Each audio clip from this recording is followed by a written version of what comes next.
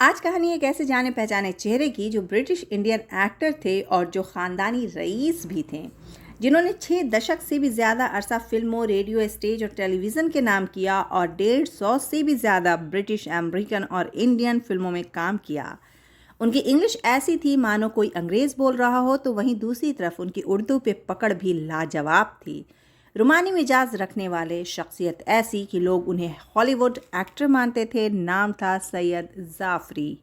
1980 سے 1990 کا وہ دور بھی رہا صاحب، جب سید جعفری صاحب Britain's highest profile Asian actor considered کیے گئے تھے۔ سید جعفری ایشیا کے پہلے اداکار تھے جنہیں برٹش اور کینیڈین فلم ایوارڈ میں نامینیشن ملا، اور یہ پہلے ایشین ایکٹر رہے جنہیں 1995 میں OBE ایوارڈ سے بھی نوازا گیا۔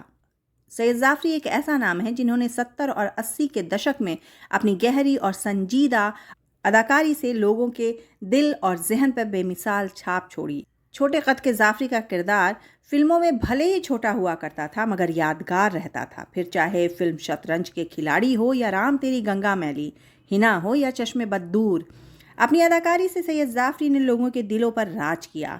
دراصل اس زمانے میں سید جعفری کے نانا خان بہادر فضل امام مریل کوٹلا سلطنت کے دیوان ہوا کرتے تھے، اور ان کے والد ڈاکٹر حامد حسین جعفری ڈاکٹر تھے، اور وہ زمانہ تھا انگریزوں کا جس سے خاصا متاثر تھے سید جعفری۔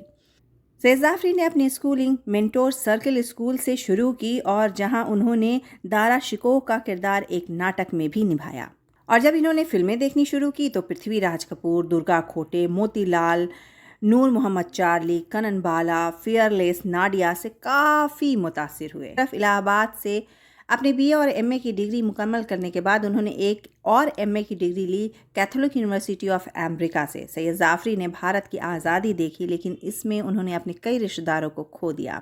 یہ بات بھی غور طلب رہی کہ 1951 میں جعفری صاحب اس امید سے دلی آئے کہ انہیں بطور کارٹونسٹ، رائٹر یا ریڈیو اناؤنسر کا کام مل سکتا ہے، اور آل انڈیا ریڈیو میں 250 روپے پر بطور اناؤنسر کام ملا بھی، اور یہ اس وقت انگلش میں بولا کرتے تھے۔ یونٹی تھیٹر کی بنیاد رکھنے والے سید جعفری صاحب نے کئی انگلش ناٹکوں کا منچن کیا اس تھیٹر کے ذریعے، اور اگر جعفری صاحب کی ذاتی زندگی کی طرف رخ کیا جائے تو تھوڑا اختلافات دکھتے ہیں۔ سال 2015 کی 15 نومبر کی تاریخ، جب سید جعفری صاحب اچانک بے ہوش ہو کر گر پڑے اور پھر کبھی ہوش میں نہیں آئے۔ موت سے پہلے ان کا ایک سچ سامنے آیا جس نے سب کو حیران کر رکھ دیا۔ دراصل سید جعفری صاحب 19 سال کے تھے، تبھی ان کی ملاقات دلی کی ایک بھولی بھالی 17 سال کی لڑکی مہر النما سے ہوئی تھی۔ وہ دونوں نے شادی کر لی۔ مہر النما بے حد گھریلو اور سمپل لڑکی تھیں، اور سید جعفری صاحب برٹش کلچر سے خاصا متاثر۔ ان پر یہ کلچر اتنا حاوی تھا کہ کھانا پینا، انگلش میں باتیں کرنا، سوٹ پہن کر گھر پہ رہنا، یہ سب ان کے روزمرہ کے کاموں میں شمار تھا۔ جبکہ مہر النما دیکھ بھال کرنے والی، پیار کرنے والی ہندوستانی کلچر کی لڑکی تھی، لیکن سید جعفری کو مہر النما کا یہ سادہ انداز پسند نہیں تھا۔ وہ چاہتے تھے وہ بھی ماڈرن بنے، اور اسی دوران ان کی ڈانٹ اور پھٹکار کی وجہ سے مہر النما ان سے دور ہوتی چلی گئی۔ سید جعفری نے بیوی سے بات تک کرنی بند کر دی تھی۔ کہا یہ بھی جاتا ہے کہ مہر النما کی حالت زندہ لاش جیسی ہو گئی تھی۔ اسی دوران جعفری صاحب کا جھکاؤ اپنی ایک کو اسٹار کی طرف ہو گیا، اور 10 سالوں کے بعد مہر النما سے طلاق لے کر وہ اپنے کو اسٹار کے ساتھ شادی کر جن کا نام جینیفر تھا، وہ لندن جا بسے۔ لیکن زندگی نے پھر ایک کروٹ لی، اور جعفری صاحب کی حالت بدترین ہو گئی۔ نہ وہ گھر کے رہے نہ گھاٹ کے۔ جہاں مہر النما محبت کرنے والی، خیال رکھنے والی خاتون تھیں، وہیں جینیفر ماڈرن تو تھیں ہی، لیکن خیال رکھنا اور پیار کرنا ان کی فطرت میں دور دور تک شامل نہیں تھا۔ جینیفر کے لیے پہلے ان کا کریئر تھا، پھر جعفری صاحب۔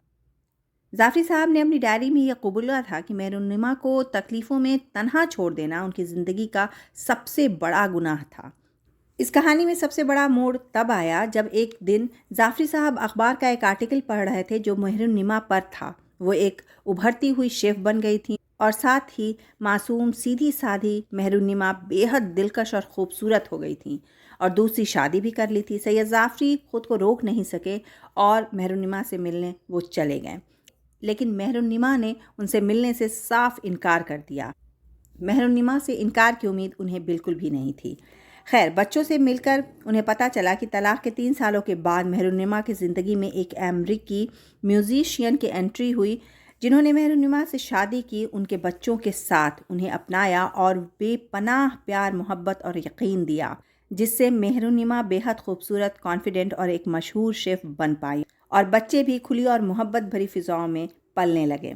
سید جعفری نے یہ قبول کیا تھا کہ انہوں نے مہرنما کے ساتھ بہت برا کیا اور ان غلطیوں کے لیے وہ ہمیشہ پچھتاتے رہیں گے۔ سید جعفری کے اس سچ نے نہ صرف سب کو چونکا دیا بلکہ ان کے اونچے قد کو بہت چھوٹا کر دیا۔ تو یہ تھی کہانی سید جعفری صاحب کی۔ میں نیلا افروز آپ سبھی سے ملوں گی یہیں پر، بس تھوڑی انتظار کے بعد کچھ نئے اور پرانے قصوں کے ساتھ۔